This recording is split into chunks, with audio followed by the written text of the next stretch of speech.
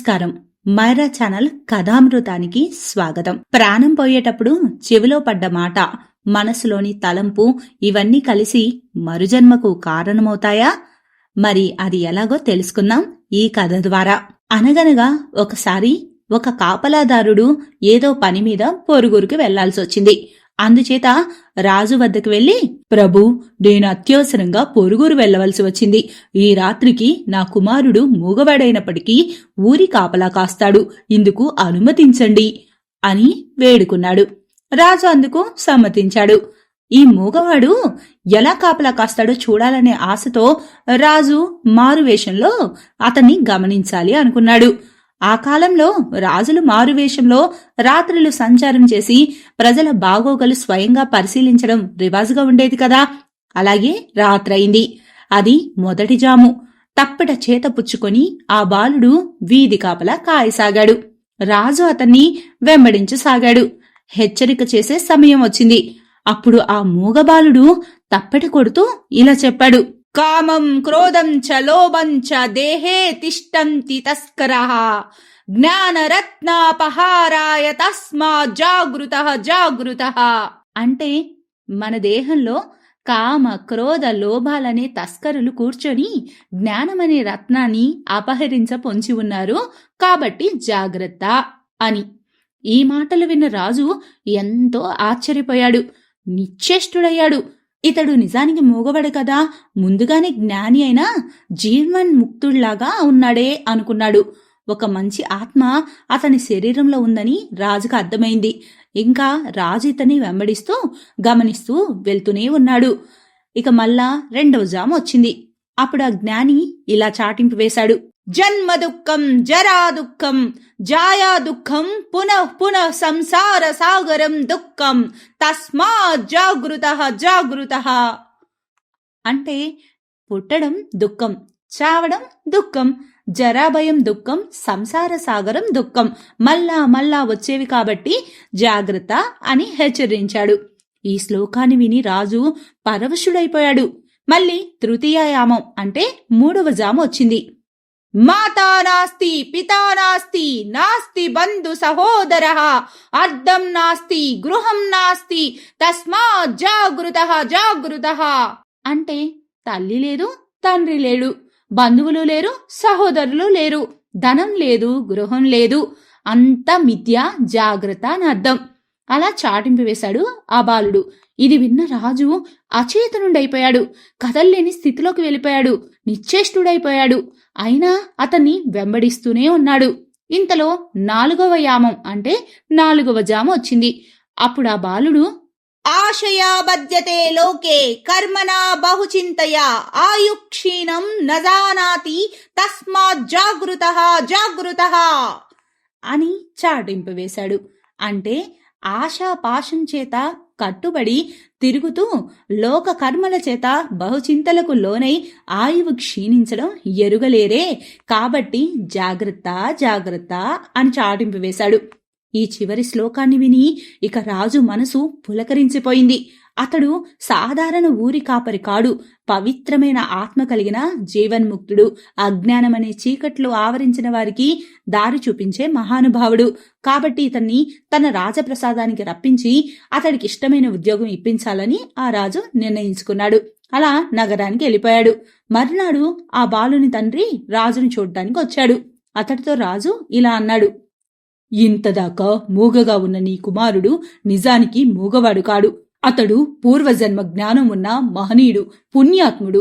అతడికి నా రాజ్యంలో తనకు ఇష్టమైన ఉద్యోగం ఇవ్వాలని ఆశిస్తున్నాను. నా కోరిక తీర్చమని అతన్ని అడుగు అని చెప్పాడు.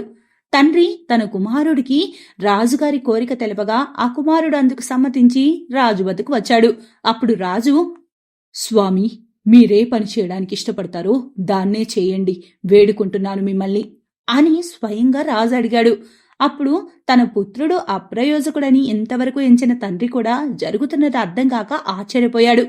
అప్పుడే ఆ జీవన్ముక్తుడు, రాజా, మీ రాజ్యంలో ఘోర పాపం హత్యలు చేసిన వారికి ఏ శిక్ష విధిస్తారు అని అడిగాడు. అందుకు రాజు, మరణ శిక్ష అని బదులిచ్చాడు.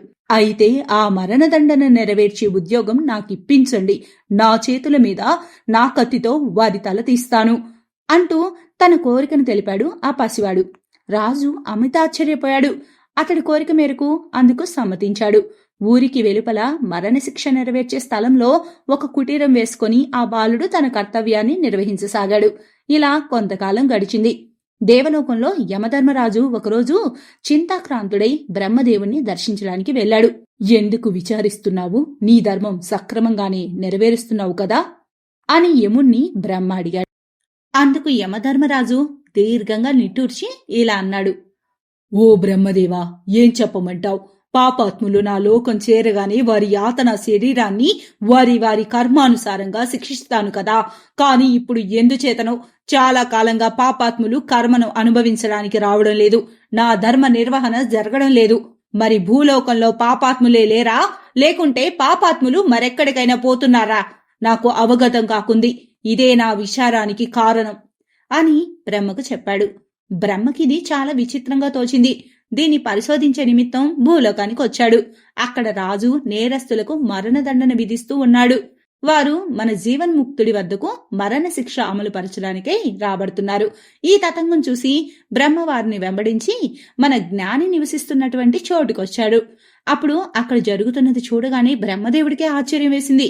అదేమిటంటే మరణశిక్ష అమలు జరిగే ఆ వేదికకు ఎదురుగా శివుడు, విష్ణువుల దివ్యమంగళమూర్తుల పటాలు అమర్చి ఉన్నాయి. అందంగా పుష్పాలంకరణ చేసి అంతటా సుగంధం నిండగా ధూప దీపాలు పెట్టబడినవి. చూసేవారికి మనసు భక్తిపూరితమై చెయ్యెత్తి నమస్కరించాలనే రీతిలో నేత్రానందకరంగా ఉంది. అంతేకాక ఆ పటములకు ముందు పురాణాలు, కావ్యాలు, రామాయణ, భారత, భాగవతాది పవిత్ర గ్రంథాలు అమర్చబడి ఉన్నాయి. ఆ చోటు దేవాలయమే గాని మరణాలయంలాగా కానరాకుంది. మరణశిక్ష విధింపబడేయడానికి ముందు ఆ జ్ఞాని తన తల తీయడానికి ముందే ఆ పటముల ఎదురుగా వారిని నిలబెట్టి నమస్కరింపచేస్తున్నారు. వారి మనసులు అర్థమయ్యే రీతిలో నీతులు, భగవంతుని నామ మహిమ సంకీర్తనం మధురంగా చెబుతున్నాడు. అతడి మాటలు ఆలకిస్తూ వారు సర్వం మరిచి తనువు తన్మయత్వం వైపు ఉన్న తరుణంలో వారికి తెలియకుండా వెనక ప్రక్క నుంచి వారి తలను ఖండించేవాడు. అయితే ఆ తల తెగుతున్నప్పుడు వారు మైకంలో ఉన్నట్లుగా గుర్తించలేకపోయేవాళ్ళు. దైవనామ సంకీర్తనం చెవుల్లో పడేప్పుడు వారి జీవం పోవడంతో వారి మనసు ప్రక్షాళితమై ముక్తి పొందేవాళ్ళు. ఈ తతంగమంతా చూసిన బ్రహ్మదేవుడు ముగ్ధుడై మన జ్ఞాని ముందు ప్రత్యక్షమయ్యాడు. బ్రహ్మను చూడగానే జ్ఞాని సంతోషంతో నమస్కరించారు. అప్పుడు బ్రహ్మ, వత్స, ఎవరూ కనీవిని ఎరుగని రీతిలో మరణదండన ఇలా నెరవేర్చడంలో అంతరార్థం ఏమిటి? ఎందువల్ల ఇలా చేస్తున్నావు అని స్వయంగా బ్రహ్మే మన జ్ఞానిని అడిగారు. అప్పుడు అతడు వినమ్రంగా బ్రహ్మకు నమస్కరించి ఇలా చెప్పాడు. ఓ బ్రహ్మదేవా, మీకు తెలియనదంటూ ఏదైనా ఉందా? నా గత జన్మలో మరణ సమయంలో దైవనామస్మరణకు బదులు కలిగినటువంటి తలంపుల వల్ల నాకిలా జన్మించాల్సి వచ్చింది. భగవానుడు గీతలో ఎంతటి క్రూర కర్ముడైనా ఎవడు మరణ సమయంలో నా నామస్మరణ చేస్తాడో వాడు నా సాన్నిధ్యం పొందుతాడు అని సెలవిచ్చాడు. కాబట్టి సులభోపాయంలో వీరినందరినీ దైవనామస్మరణతో ముక్తులను చేయదలిచాను. నా అనుభవం ఒక పాఠమైనది అని చెప్పాడు. అదంతా విన్న బ్రహ్మదేవుడు పరిపూర్ణ సంతృప్తి ఆనందాలతో అతన్ని ఆశీర్వదించి సత్యలోకం చేరుకున్నారు. మరణకాలంలో సచ్చింతనతో ఉంటే అలాంటి పుట్టుకే లభిస్తుంది, లేక ముక్తి లభిస్తుంది. సచ్చింతన కాక వేరే ఏ చింతనైనా ఉంటే అందుకు సంబంధించిన పునర్జన్మ కలుగుతుంది. కాబట్టి అంత్యకాలంలో భగవన్నామమే పరమ ఔషధంగా పనిచేస్తోంది. నామస్మరణే సులభోపాయం. ఆ నామస్మరణే ధన్యోపాయంగా చేసుకుని కడతేరే మార్గం చూసుకుందాం. కావున మరణ సమయం ఎవరికి ఎప్పుడు వస్తుందో ఎవరికి తెలియదు కదా. అటువంటప్పుడు భగవన్నామస్మరణ నిత్యం చేయడం మంచిది. అన్ని వేళల్లో ఏ పని చేస్తున్నా మానసికంగా చేస్తూ ఎదుటి మనిషిలో ఉన్న భగవంతుణ్ణి గౌరవిస్తూ ప్రవర్తిస్తే తప్పకుండా అంత్యకాల నామస్మరణ లభిస్తుంది. భగవద్గీతలో చెప్పినట్లుగా అద్వేష్ట సర్వభూతానాం ఆచరించుతూ ఉంటే అది సాధ్యం. ఏ ఒక్కరి మీద ద్వేషం లేని వారికే ఇది సాధ్యమవుతుంది. ఎందుకంటే తను వేరొకరిని ద్వేషించే సమయంలో ఒకవేళ మరణం సంభవిస్తే అదే ద్వేషంతో పాము, కప్ప జన్మలను మరియు గజ, కచ్చప అంటే ఏనుగు, తాబేలు జన్మలను పొంది అనేక యుగాలు తగులాడుకునే అవకాశం ఉందని పురాణాలు చెబుతున్నాయి.